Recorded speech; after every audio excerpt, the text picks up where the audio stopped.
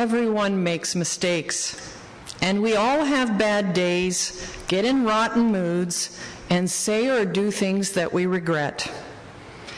Temper is what gets us into trouble, but it's foolish pride that keeps us there. We lock horns in relationships at home, schools, workplaces, and even churches. Yet we seem unable to ask each other for forgiveness. Many of us have stories about how we were mistreated by someone to whom we were close. A lot of us grew up feeling that our parents didn't give us exactly what we wanted or needed when we were growing up. In some cases, there was emotional, spiritual, physical, or sexual abuse that have left scars that seem like they never heal. Not surprisingly, 75% of divorced people haven't forgiven an ex-spouse. I can attest to how difficult that can be. The pain and disappointment or sense of betrayal and hurt that we feel can be quite deep. I have come to understand after 2 divorces that many relationships, even with the best of intentions, end in hurt. And one of the lessons that I have learned is that the universe doesn't give us the people we want.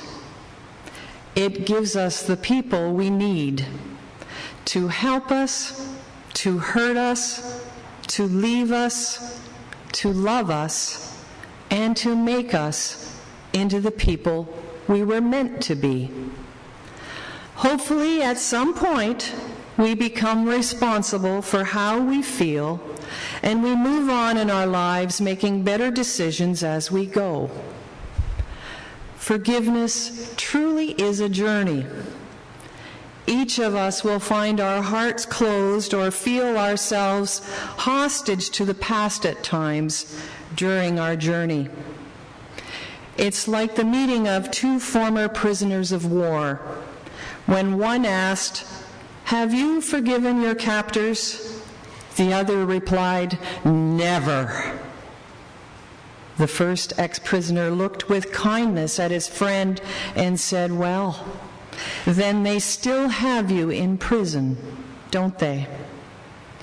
Without the wise heart of forgiveness, we carry the burdens of the past our whole lives.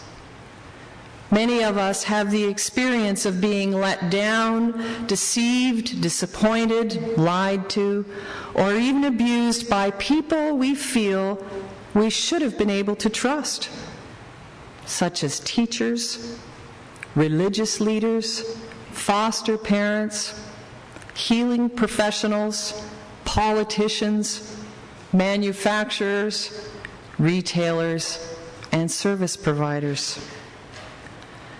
Most of us also have judgments about ourselves.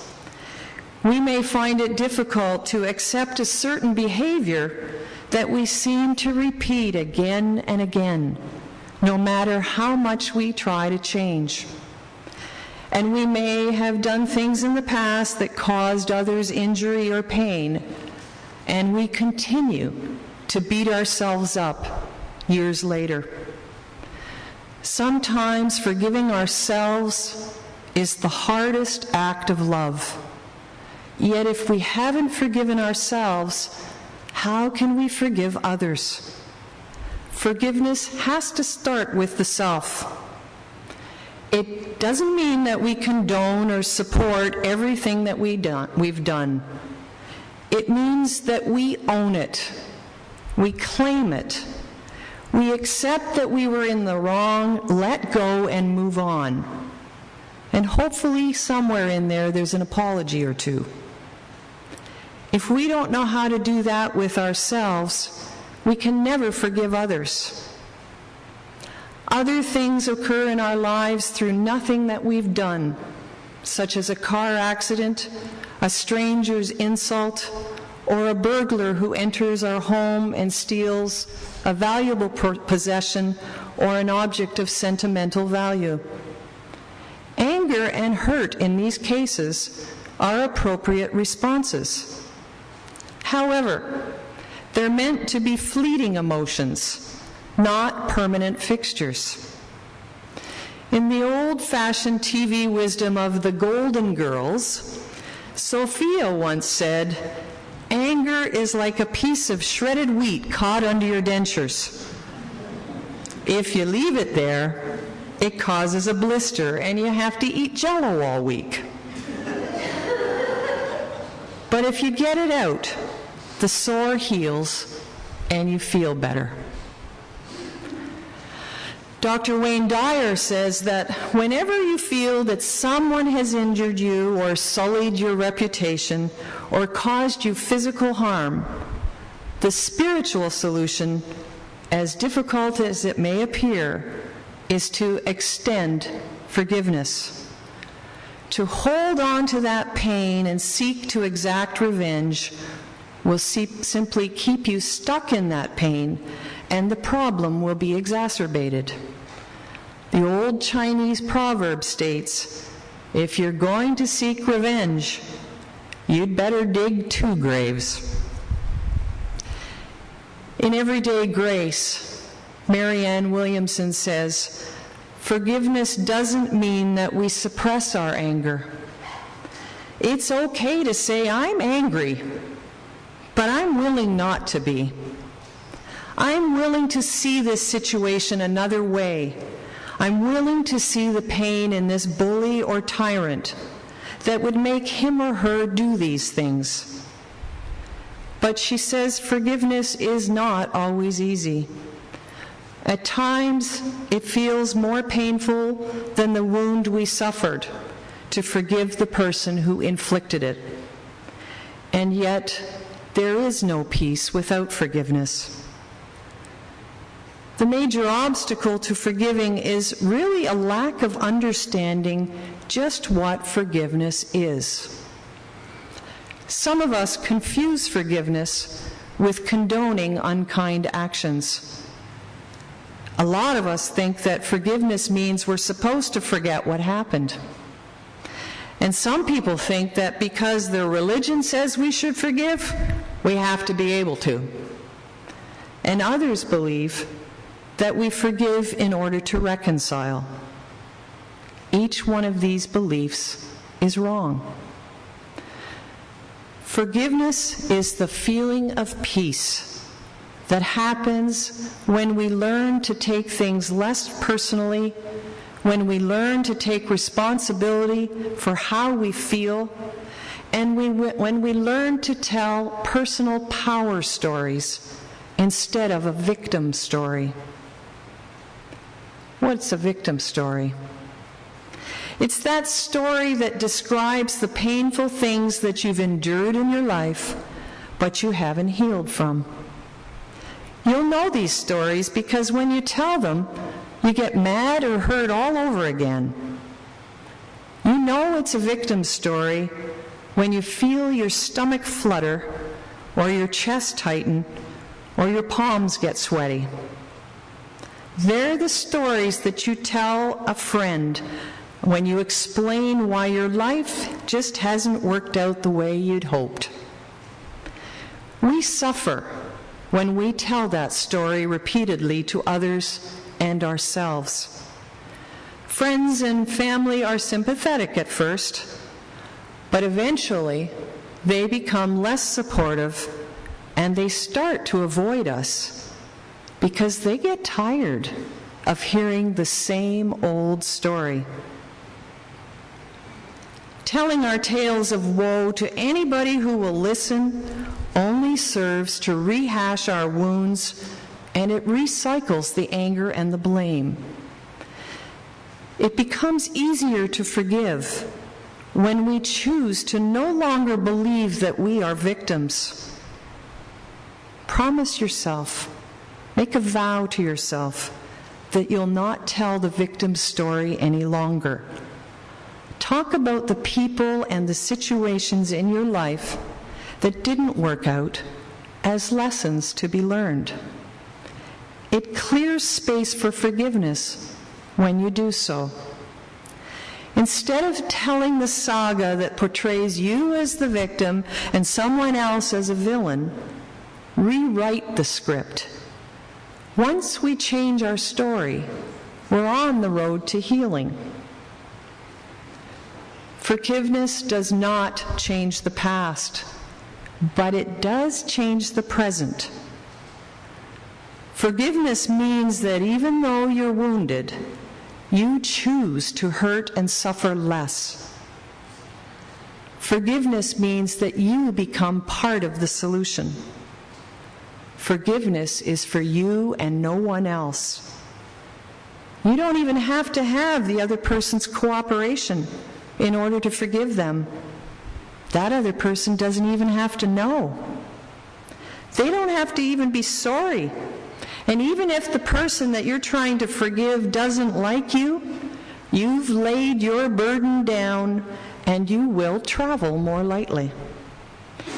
You can choose to forgive and rejoin a relationship, or forgive and never speak to that person again. Now, forgiveness does not mean that you have to think that what happened was okay. Forgiveness does not mean condoning the unkind or inconsiderate or selfish behavior of someone else who hurt you. Forgiving is not the same as forgetting. You don't want to forget what happened. You want to remember your hurts from the point of view of healing, not from that of helpless victimization. Forgiveness and reconciliation are not the same. Reconciliation means that you reestablish a relationship with the person who hurt you. Forgiveness means that you have peace with a bitter past and no longer blame your experiences on the offender. You can forgive and decide that there is no reason to have any further relationship with that person who hurt you. To forgive does not mean that we give up claims to justice or compensation. In my massage therapy practice, I have treated people who have been victims of hit-and-run accidents and other types of accidents through no fault of their own. And often they're bitter and in chronic pain.